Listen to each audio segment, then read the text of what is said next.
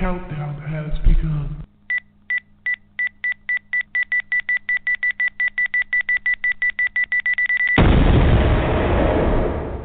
To the second annual Paranormal Restore. It was so successful the first time they knew they had to do it again. Hosted by Bruce Barraclough Jr. and St. Albans Sanatorium. With special guest speakers, Eric Knapp, Pat Bizard O'Keefe, the Connor Sisters, Lyle and Tana Watts from Twisted, and Chris Belazone, just to mention a few of the special guests. This event is going to be held on May 21st, 2016, for the price of $50 per ticket, with the proceeds going back to restore St. Albans Sanatorium. Not only do you get lectures, but you also get investigations. Leave your mark on St. Albans just as it leaves its mark on numerous people that come through its doors. Order your tickets online at www.stalbans-virginia.com.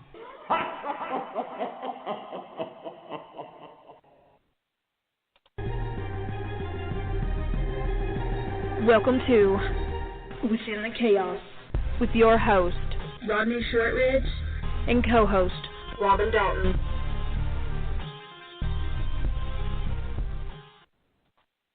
I want to thank the newcomers, Alex and Nicole, to the Vibe Radio Network. Y'all did a great job.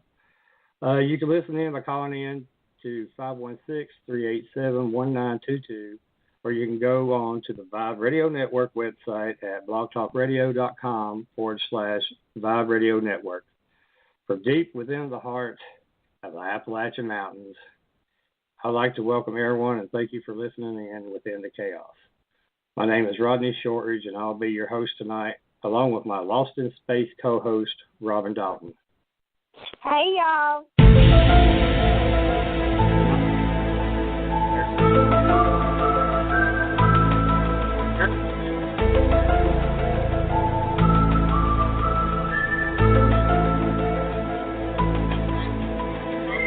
For 52.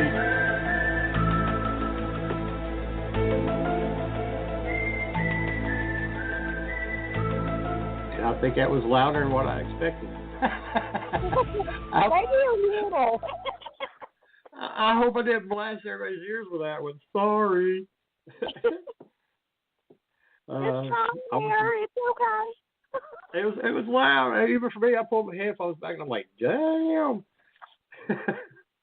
I want to let everyone know that Robin and I, along with the Vibe Radio Network, will be at the Paranormal Restore on May 21st from 12 p.m. until 8 p.m., located at the St. Albans Sanatorium, 6248 University Park Drive, Bradford, Virginia. The cost is $50 per ticket, and for vendor tables, $25 a space. You don't want to miss out on this amazing event. Not only do you get to hang out with your favorite radio network host, but you get to check out some amazing and listen to some amazing speakers follow up with paranormal investigation later at night at 8 p.m. until 1 a.m. You get to enjoy a bunch of lectures, like I said, that day, conducted by experts in the paranormal field. And then you get to join them for investigation at the sanatorium. It's listed as one of the most paranormal active locations in the U.S. All of the event's proceeds go to the building, maintenance, and restoration of the sanatorium. Also, I'd like to wish everybody a happy Cinco de Mayo. I'd like to take this moment to wish all the hot and sexy mothers out there a very happy Mother's Day. Without all you lovely mothers, we would not be here today. You give the world life, and in some cases, you threaten to take it away. Oh, God. And I would like to wish my mama a happy Mother's Day. Love you, Mama. Also, my daughter Leah will be graduating at Concord University this Saturday. Finally, she's done with school, and I am so very proud of her. Now it's time for her to get a job and move out. Wait for somebody to laugh, but I guess nobody's going to laugh. And, and to all the graduates, congratulations on your new journey in life. I wish you all the luck in the world because, baby, y'all are going to need it. You got that right. So, Robin, what have you been up to today or this week? Well, you know, it's always pretty much the same thing. But I did have kind of an epiphany. Oh, no. Okay, the past couple of days has been really rough for me. And I was thinking, sitting here, and it dawned on me that must be why I love investigating so much. Because, paranormal makes sense to me. This world we're living in don't make sense to me no more. So, No. I'm guessing that I really am I would rather hang out with the spirit world and dead people than deal with all these people out here anymore. I mean, I'm telling you, they have drove me to the brink of insanity the past couple of days. Well, the definition of insanity is repeating the same thing over and over. So, yeah, the whole world is freaking crazy. Yeah, it is. I mean, it's like you said, the next generation's coming up. They're going to need it. They're going to need all the help and luck and prayers they can get. If they get off their butt and do something.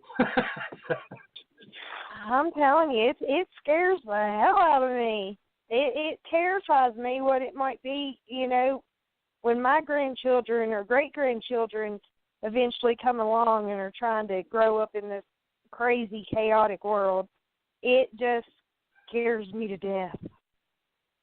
Yeah, it's kind of scary. It is real. It's just freaking scary. It ain't like it used to be, and I guess every generation says that. It just isn't like it used to be, and it keeps getting scarier.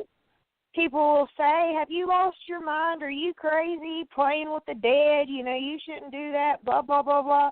I think I'm way safer out here in the cemetery asking questions to things I can't see compared to out here getting shot up if I go into a store somewhere at night. Well, it's true, and I'm going to throw a little political comment out there, and I'm sure I'm going to upset the people, but it is scary because you got Donald Trump that is going to win the nomination to run, the Republican nomination to run for president. That is scary. That is freaking scary. I think this whole world is scary. I don't think there's any safe places left to go, no safe people to turn to. I think it's, feast and famine and depend on yourself and trust no one at this point, especially in my area anymore. It is just so scary. So much chaos and crime happened this past week here in my little town that it just scares me to death to even leave my house at night. Well, let's make sure people understand where you live and where I live. I'm in Virginia. She's in West Virginia. I am in Princeton, West Virginia, and we have had so much stabbings and shootings and just crazy stuff happen this week. We had there was 30 some people arrested on drug charges, and I mean it's just crazy. It really is, and it just got me thinking that when I was growing up, it wasn't a bad place to live, and now I sit and I try to think, where can I move my kids to where they'll be safe? And it's just scary because there isn't anywhere. Yeah, that's true. But I think our guest might enlighten us on maybe the future of maybe some good things to come. So it's my honor to welcome. They want to get me and take me with them. They might. Well, it's my honor to welcome our special guest, Richard Hoffman. Hello, Richard, and thank you, sir, for joining us tonight. How are you doing? I'm doing well. How are you guys? Well, I'm doing pretty good. Robin sounds like, we need to have a psychiatric evaluation, but we're hanging in there. Yeah, I'm questioning whether I ever want to come through West Virginia at any time in the future. I used to live in Virginia, so I do know about it, but wow, pretty exciting stuff. Yeah, they can keep it up there. So, Rich, can you tell everyone a little bit about yourself and what made you decide to start researching the UFO phenomenon? Yeah, I wish I could tell you something like exciting, like a UFO landed in my backyard, but I'm going to have to just tell you the real story here. So I'm 13 years old. I was late for an 8th grade science class, and we were supposed to pick a subject to talk 10 minutes on. And I was late to the class, and so all the people got the other good stuff, and the only thing that was left was UFOs. So I put my name next to it, and I had no idea what the heck they were. I went up after class, and I said, Mr. Bayshore, can you please tell me what a UFO is? He said, it's an unidentified flying object. And I said, okay, what does that mean? He said, well, it's, you've heard of flying saucers. I said, well, yeah, I saw some TV shows and movies and stuff, Yeah. Okay, so you want me to do that in science class? Right, yeah, go study it. So a couple weeks passed, and I really didn't do much with it because I really wasn't interested. I was living in Dayton, Ohio, and I'll let you know why that's important in a minute, because basically what happened was I started reading a little bit and found out that there was some sort of an Air Force project on it, and it just happened to be in Dayton, Ohio. But, the more I read, I thought, wow, this really isn't anything that I was interested in. I mean, the book that I got was like My Trip to Venus or something like that. I got a D on my report, and then I went home that evening after I'd been ripped to shreds by my teacher with all these wonderful questions about things that flew around and Air Force jets chased and all this other stuff. And I thought, wow, what's he talking about? And don't you know, Walter Cronkite was coming on and telling you about a case in Socorro, New Mexico in April 24th, 1964. Well, that caught my attention because it basically had landing effects associated with it where it baked the soil. It basically fused the sand into a glassy layer, and it basically burned some of the shrubs around there. And this police officer saw this thing and was just puzzled by it. He even saw two small beings that were associated, and there were indentations in the ground and footprints even. So bottom line, I heard that, and I thought, wow, there's a little bit more to this than really meets the eye. And a couple of days later, my aunt took me to a bookstore, and I picked up a book called The Report on Unidentified Flying Objects by the former head of Project Blue Book, which was one of the projects that the Air Force had. And basically, it was telling you, I mean, when you read about it, that, hey, the Air Force project is right up the street from where I live.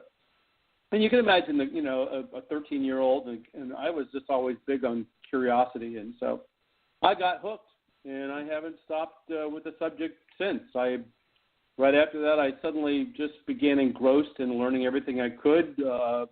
I was doing news clippings. I was finding every book that I could absorb. I was doing just, every TV show that I could watch. And the next thing I know is I'm doing presentations around the city of Dayton as a young kid, even giving lectures at, science clubs and churches and that type thing. And then after doing that, then I got the phone call from a guy named Phil Donahue who was doing TV in Dayton, Ohio. And, man, I got onto that show and at age 15, and my life changed forevermore after that. I got calls about everything. You were talking about ghosts.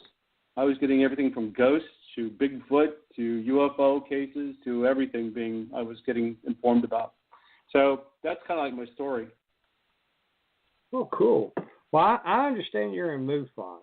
Can you describe and what you do within the organization and what the organization does? Yeah, so let me. I mean, there's been a lot of different UFO groups over the years. Back when I first got started, there was an organization called NICAP, the National Investigations Committee on Aerial Phenomena. There was another organization called APRO, Aerial Phenomena Research Organization. And anyway, these are organizations that had people that would join and they would become, maybe investigators for them or something of that nature. And a lot of those groups just kind of fell by the wayside and eventually dissolved. But right when the Air Force terminated their Project Blue Book in 1970. Keep in mind that I had started in 1964, and so this is 1970. But anyway, I actually was out doing case investigations in between there. But I heard about an organization called the Midwest UFO Network. And so I notified them that I wanted to join and get some information, and I did. And so that was, like a early 1970 time period. I think that they had started in 69. And then I've been with them, pretty much ever since. I've been, so it's like, good God, I can't even count that high. But anyway, Mutual UFO Network they changed their name from Midwest UFO Network to Mutual UFO Network. And they, like I said, they got started right around the time that the Project Blue Book had ended the Air Force project on UFOs. And the next thing you know is we started doing, basically investigations on cases like the other organizations. So we're primarily an investigative organization. We, as opposed to you calling in and reporting your UFO and that's it, we get the reports and then we try to investigate them, because the idea there is that you want to be able to eliminate all the ones you can logically explain as being, something else, and then to identify the ones that are really interesting as UFOs or the unknown. And then we try to investigate those and research and so we can learn more about what these unknown objects are doing. And so I've been with, that's the organization. What I'm doing in them now, I'm the state director for Alabama. So all the case investigations that come into Alabama, I used to be the one from Mississippi as well, but I dropped it. I was there for a while. I was the deputy director of investigations, but then I switched over, and now I'm the director of strategic projects. And what that amounts to is that we're trying to be able to use technology to tackle the UFO. In other words, we're going to go out and position in hotspots all different kinds of camera gear that can shoot into different parts of the spectrum and get as much information, as well as have gamma ray detectors and a whole variety of things like that. Plus, I'm also doing a lot of the assistance in terms of improving the overall process for case investigations. Awesome. So how does someone become a member of MUFON? Are there any qualifications to becoming a member? Well, no. There's MUFON.com has a place where you can go and say join MUFON. There's a variety of levels that you can do. From just being a member and basically you get the publication that we put out each month, and other newsletters and things of that nature. To, if you want to be more involved, you can become an investigator, and we have a MUFON University, which will actually, you can sign up for and become an investigator and go through courses we're putting together right now online that teach people the basics of how to become an investigator. And again, keep in mind, we're largely a research and investigative organization. We have researchers. We have a science review board, a group of people who are all scientists and things like that, in well-respected universities and colleges and in a lot of different fields, and they help us to be able to do a lot of scientific research from cases we've got. Again, we're completely a volunteer organization. In fact, we're a 501c3 organization, charitable donations, and that's how we exist. We don't, we're not connected to any government organization. We're also around the world. We've got, investigators in every part of the world. And so it's a, fairly good, large organization, while other ones have already gone by the wayside. Do you have MUFON in West Virginia? Yes, we do. Well, that's good. Yeah. West Virginia, as well as Virginia, which we're pretty much in all the different states within the states, and so we've got investigators we can rely on to do that, and many of the states also have monthly meetings and things like that people can attend. So yes, the answer is yes, by all means. Awesome.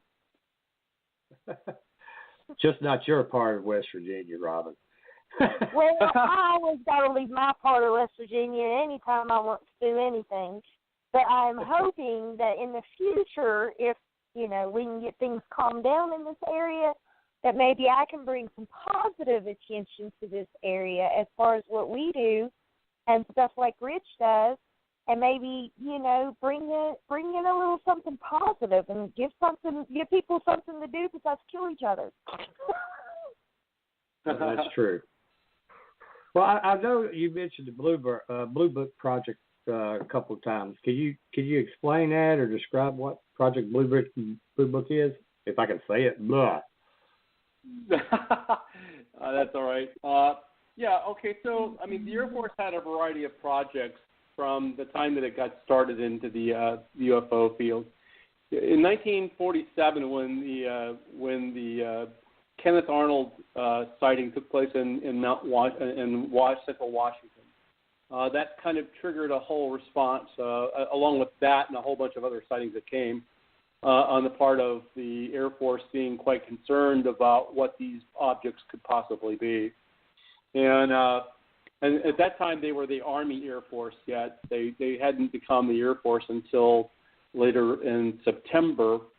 And right after that, they set up a Project Sign. Project Sign was their first foray into how do we investigate these things? What are they? Are they from another country? Should we be concerned about them from a defense standpoint? And so the Air Force kind of got into it and said, well, we got to do something about it. So they did. And so Project Sign existed until about 1948 or so.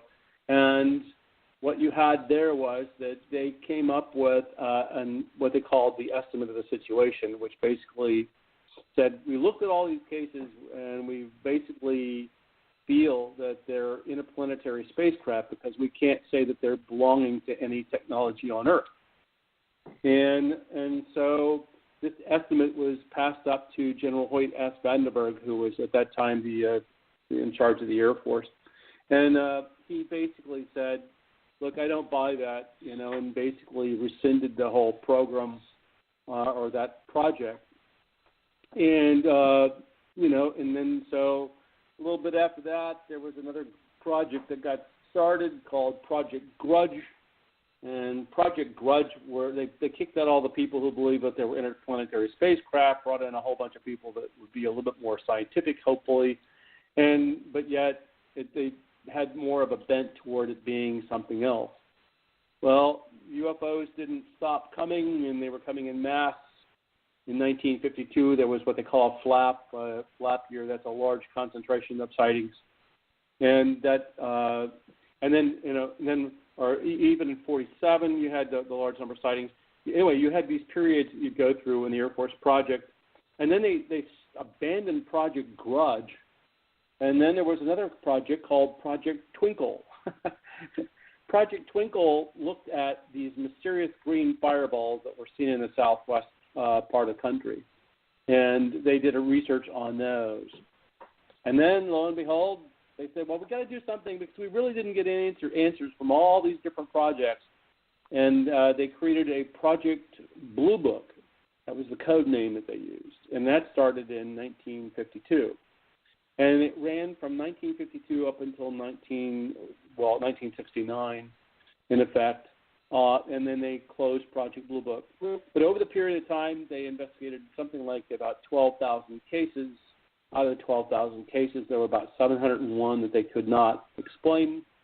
And there were, and actually people have gone back and relooked at all their cases and found out that it was not 701, it was more like about 1,200 cases or more that were unexplainable.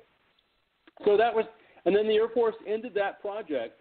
That was the only official sanctioned government project that we've ever had since on the subject. And their conclusions were that there was nothing could be learned about them, and they didn't constitute any threat to the national defense. And what I'm going to tell you next is that right after that, these things started going around visiting all of our nuclear weapons storage areas and missile silos, and it really turned ugly as the objects then started knocking out our missiles and also deactivating a lot of those things in their silos. And that became a major concern. Wow, I guess so. Wow.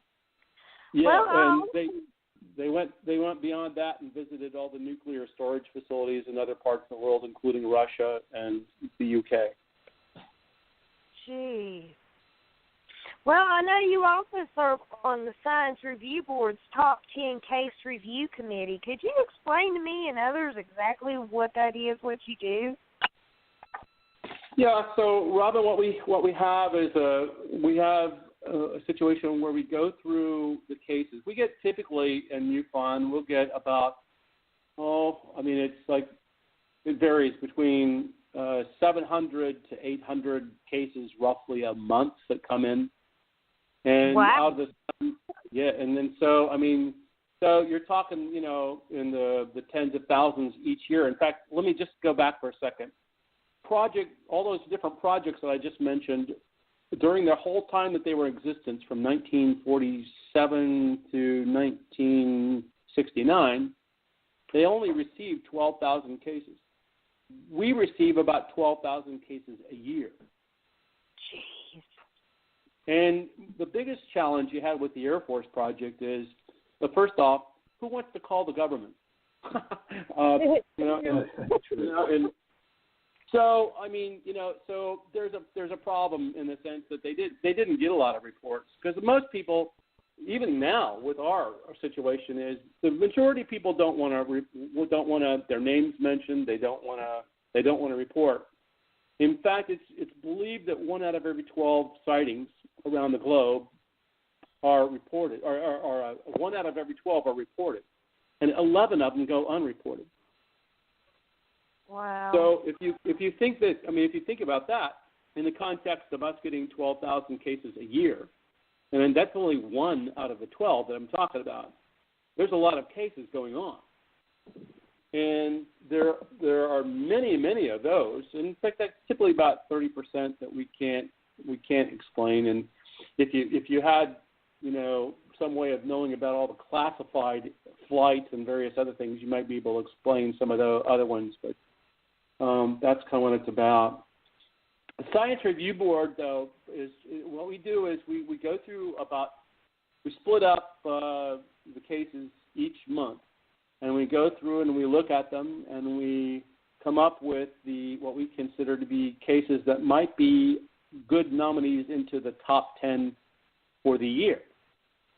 And so literally I'm going through, thousands of cases during the course of the year, looking for the top 10 cases. And then those cases get reviewed by that Science Review Board, those scientists that I talked about, and then we evaluate from there whether or not this qualifies to be one of the better cases. And usually we document the hell out of those things.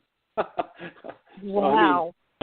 My case, I had a Mississippi pilot case in 2013 that I think my report was something like over 21 pages long. Wow. Well, would you say that, because I know I've heard of the paranormal freeway, and you might could explain that, but do you get most of your sightings from the paranormal freeway? No, actually we don't. Our sightings typically, we got people that contact us at MUFON.com. You can go up and report a sighting right there on that site. And the vast majority of the cases we get are from people who have name recognition of MUFON, or they do an internet Google search, and they say, well, where do I find a report, or how do I report a UFO, and MUFON pops up. Okay. So what are your thoughts on Area 51? Do you believe that the U.S. government has the evidence of any UFOs and extraterrestrials hidden within the compound? Yeah, let me also clarify that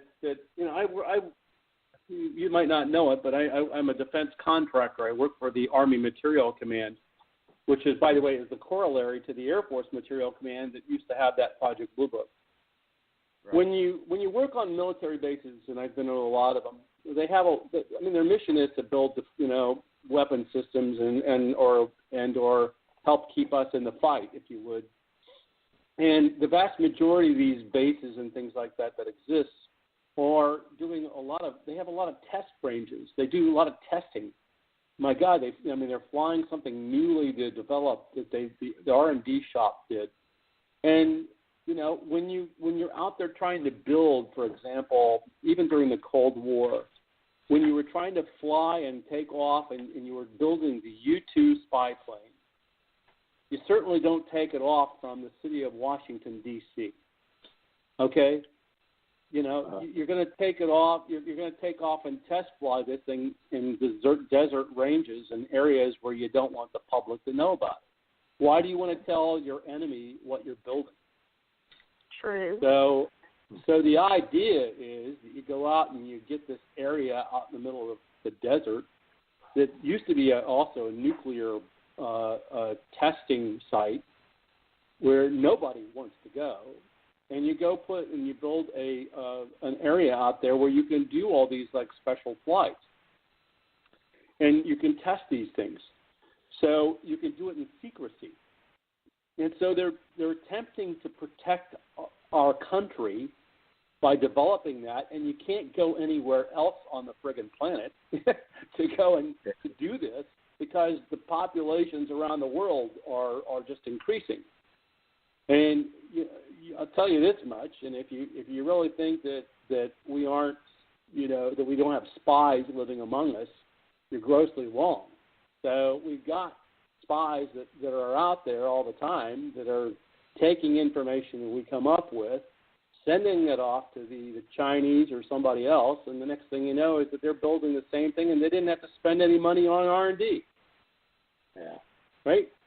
So The point is that Area 51 is nothing more than a top secret test range where they're doing these flight testings, and it's built this mythology around it being the home for aliens or something of that nature, which there's no evidence for it. And you've got this Bob Lazar guy that gets out and says that he was out there and there's S4, but nobody's ever seen it, nobody knows where it's at, and no one else to validate that he's actually telling the truth.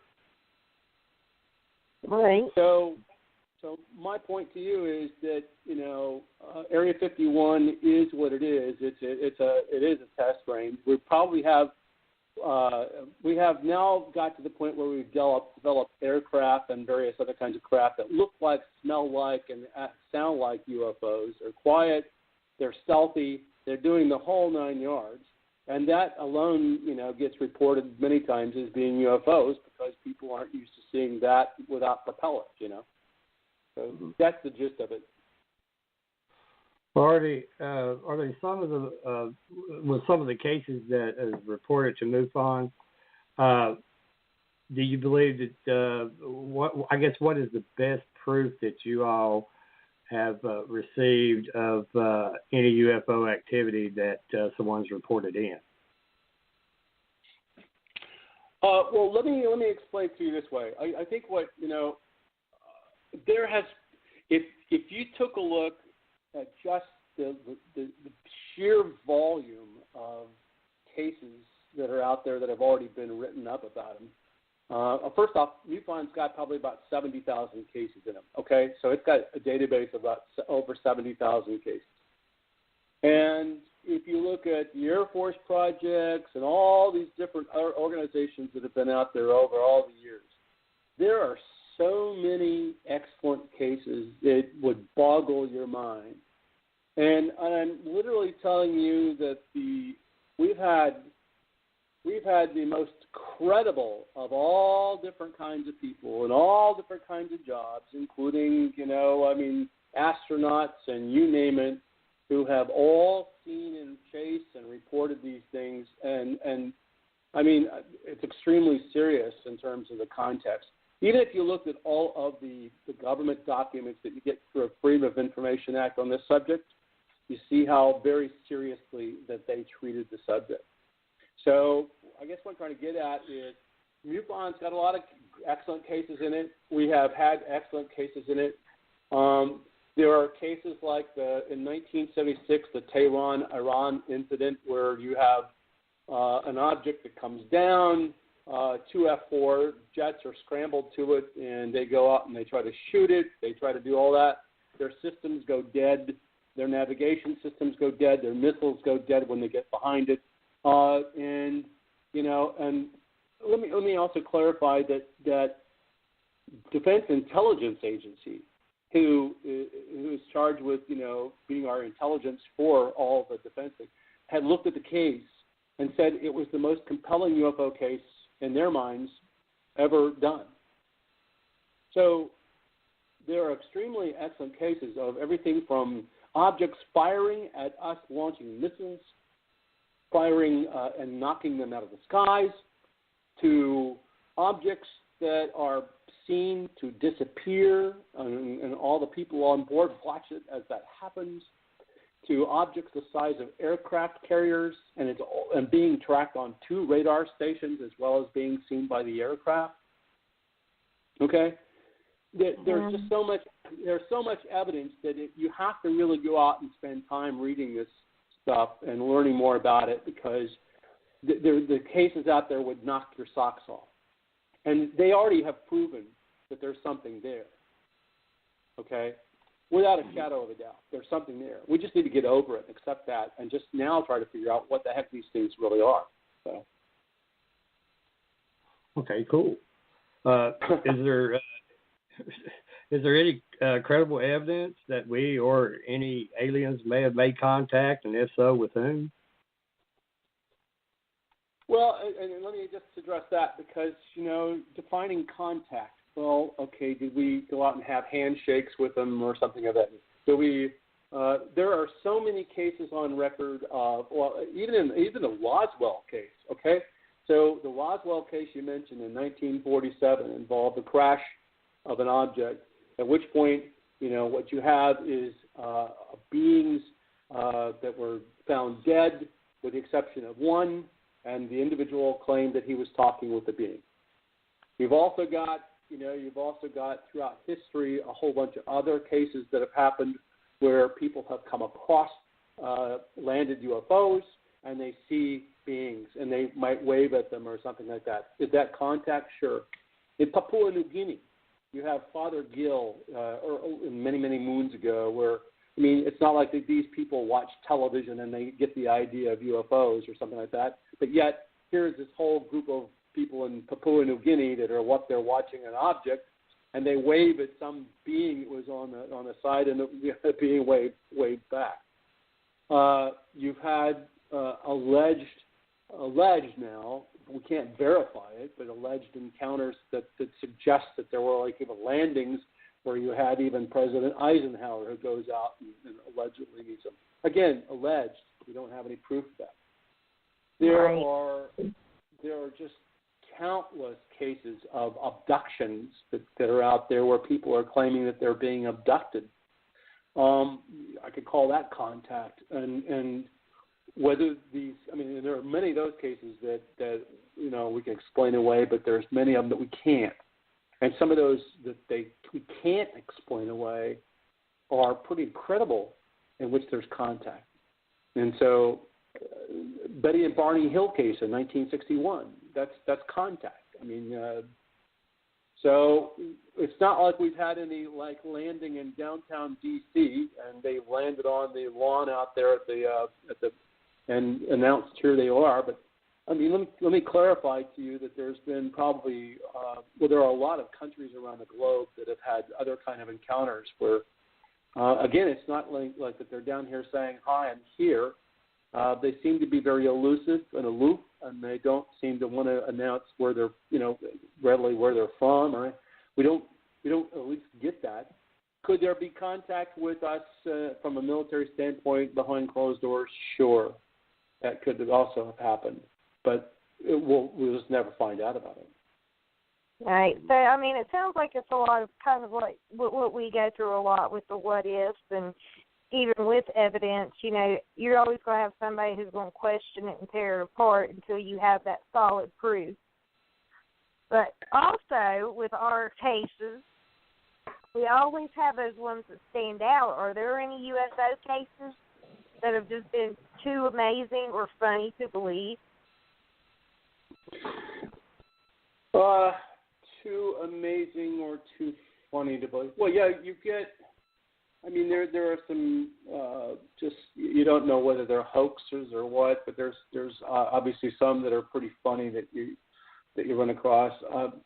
The ones that are more serious, of course, are the ones that to me are the most compelling, the ones that I spend the most time on. I mentioned a number of them already to you, but I mean, when you take a look at the Freedom of Information documents and you find out all those cases that were hanging over those nuclear storage areas we have in the United States at Loring, Malmstrom, and all those other things, Minot, those are pretty doggone serious. Oak Ridge was, had sightings over it. That's in Tennessee, and we had. And again, you look at those documents you get from the Freedom of Information Act, and you start to say, like, wow. Then there's the Bentwaters case in 1980, where you've got military officers that are out there surrounding an object that came down, and one of them touched it, and it basically gave him a whole bunch of binary code. And years later, he's coming up and claiming that he was able to decipher that, but. For 3 consecutive nights in Bentwaters in the UK, they had encounters with objects. So I mean, it's very serious. I mean, again, you just have to go and read the literature that's out there, or look at some of the websites, and you start to realize just how doggone serious it is. Right. Well, I know that there's a lot of like Michelangelo. He some people suspect that he's painted UFOs within some of his artwork and others' artwork throughout the past. Is there any strong evidence of any UFO sightings in the past as far as cave art or even any ancient manuscripts? And so, can you explain what it is or what it was? Or Yeah, and I would encourage you to read the book called Wonders in the Sky. The Wonders in the Sky is written by Jacques Vallée, who has also worked with Dr. J. Allen Hynek during the time that Project Blue Book was in existence. Jacques Vallée is a scientist, and he worked with Chris Albeck, and they put together this book called Wonders in the Sky. And what it is, it's called Unexplained Aerial Objects from Antiquity to Modern Times.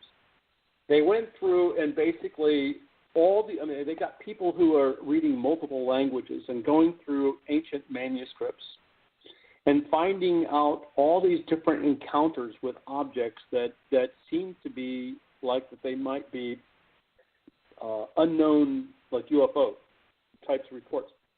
And now keep in mind that during the antiquities, in medieval times, and it wasn't until just not that long ago, most people didn't even know what a meteor was. To them, a meteor was like a strange thing. So a good number of these cases are are meteors, or bolides, or various other kinds of air forms, objects that they had no understanding of back in the time. Just like, if I asked you what a sprite was, would you know what a sprite was? And that's only within the last, probably the last less than a decade that we've learned about these aerial lights that happen at higher troposphere levels, where these bright lights that shoot up from clouds and things like that occur. So sprites are kind of a new phenomena for us, but people might have reported them. So, but he's documented well over 400, I think, and probably the number's even gone up, cases. And he's got all these people coming through all these different manuscripts. And they've got all these different drawings of these different manuscripts that they're putting together, which show unusual objects that are in the skies and being reported. And when you read some of these reports, you start to realize, wow, that's a pretty incredible thing, right? So, and you mentioned cave art. Well, there's cave art out there, but unfortunately, what you don't have is the written testimony about the cave art to go with. And let me tell you, I used to be a preschool teacher, and if I tried to tell them that looked like their mommy and they told me it was something else, it was like, okay, sorry, I didn't interpret your artwork very well.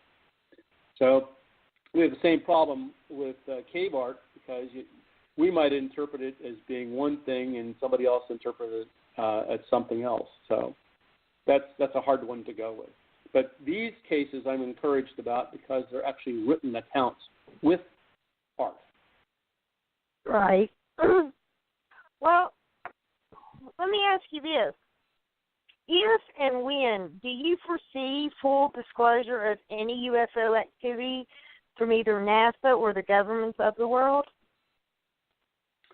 Yeah, so let me share with you that the bottom line is that if you most of the citizens who have a minor interest in this don't really study it, and I guess what I'm trying to get at is, are you aware that all the Project Blue Book files are made available? Are you aware that there's a huge repository of CIA, FBI, NSA documents that you can go and look at on these cases?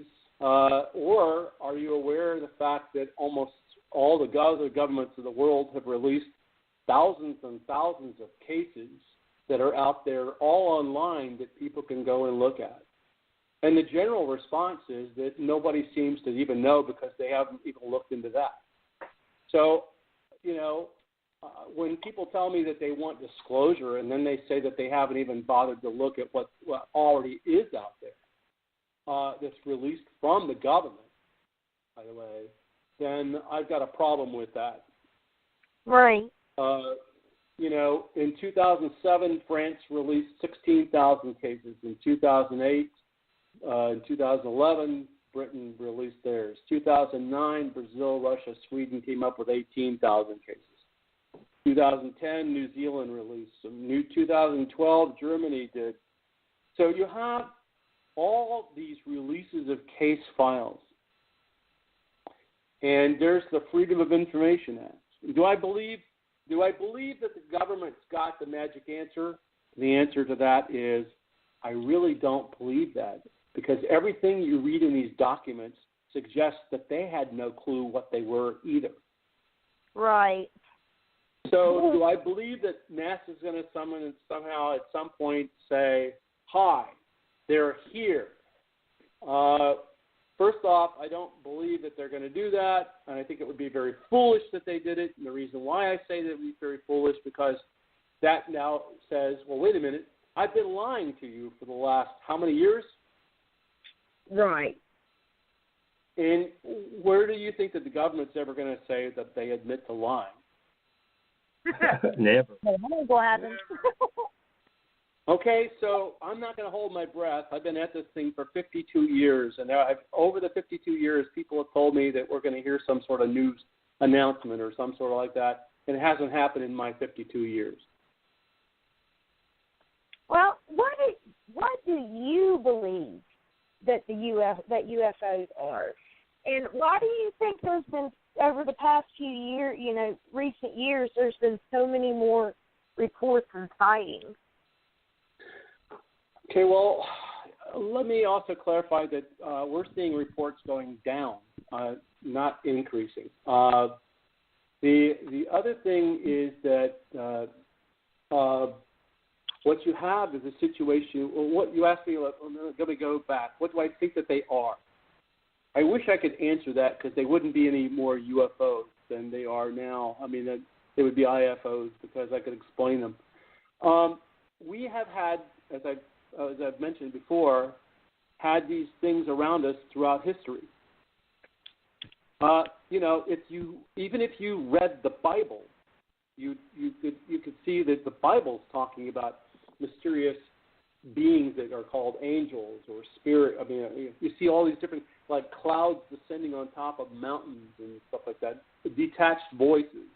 You've had my God, I mean, you can just go on. Ezekiel's wheel comes up, and so you have these accounts that are all written out where we've had this relationship with these beings all along. And then suddenly, I mean, it's not like that they just popped up in 1947, because we had in the 1800s, we had the ghost ships.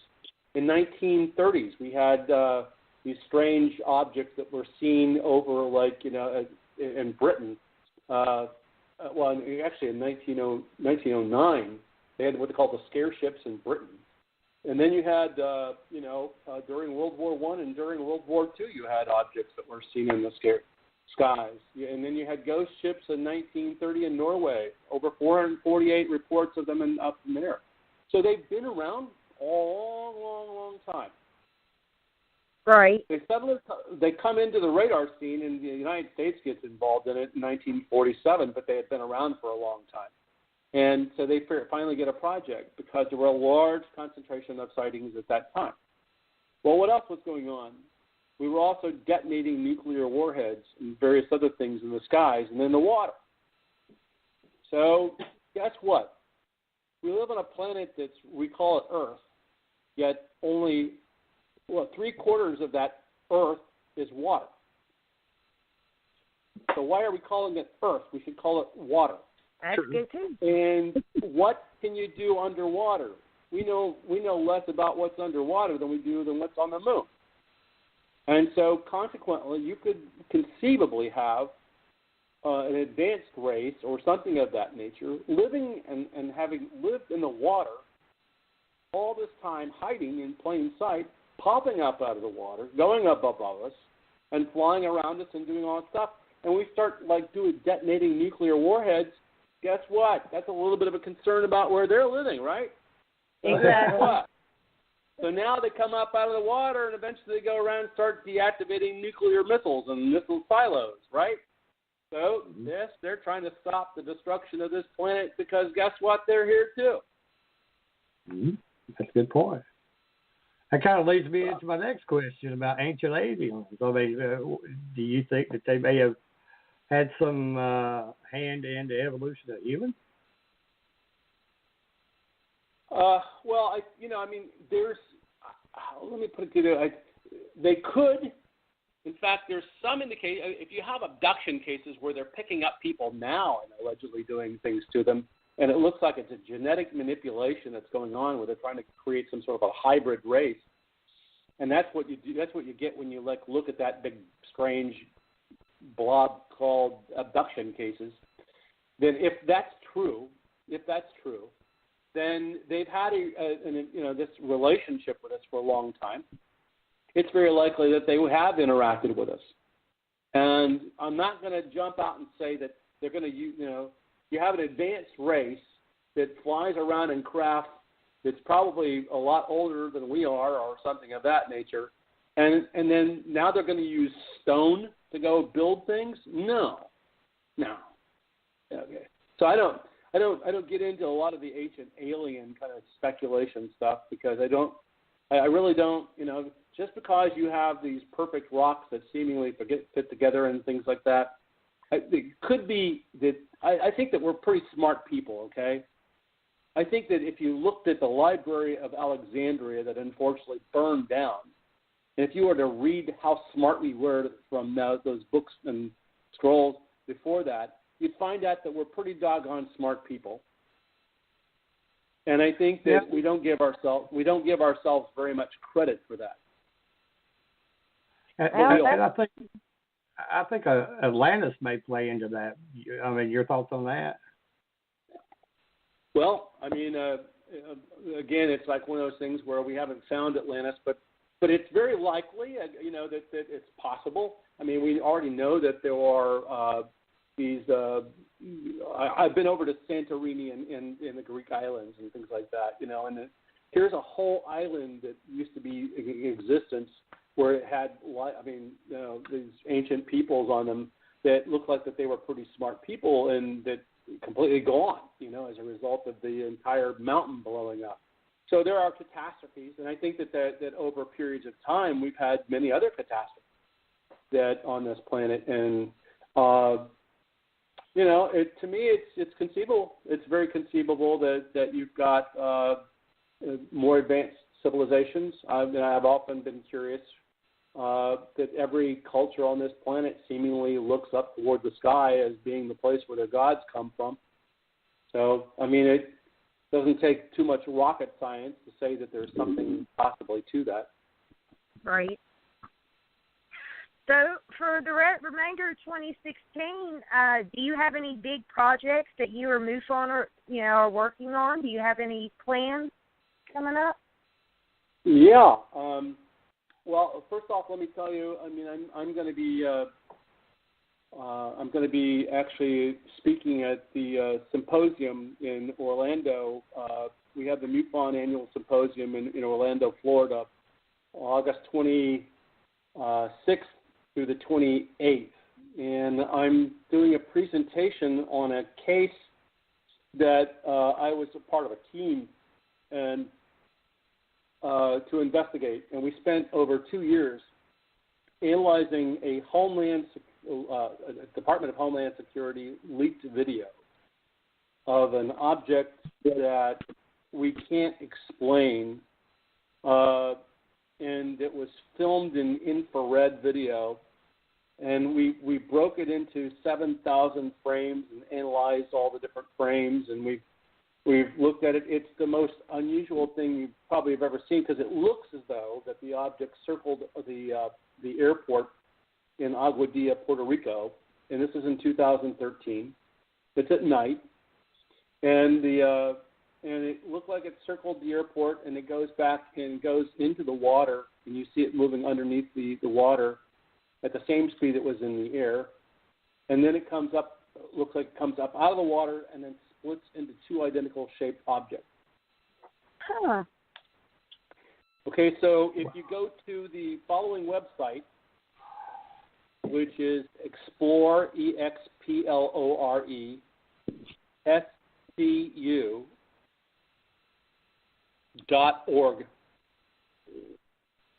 ExploreSCU.org. You can see the video clip. You can see our paper, which is a 162-page paper that we published, as well as the radar, which we were able to get, and the radar simulation showing you where the aircraft was as it was maneuvering around. And it's a really remarkable case. I'm going to be speaking about that and presenting that case down in Orlando. Plus, I've got a number of other cases that I'm working on that are pretty hot potatoes. But yeah, there's a lot of good stuff going on out there. Wow. I'll tell you what, Rich, that hour flew by. I keep telling everybody we need a 2-hour show. I could talk to you all night.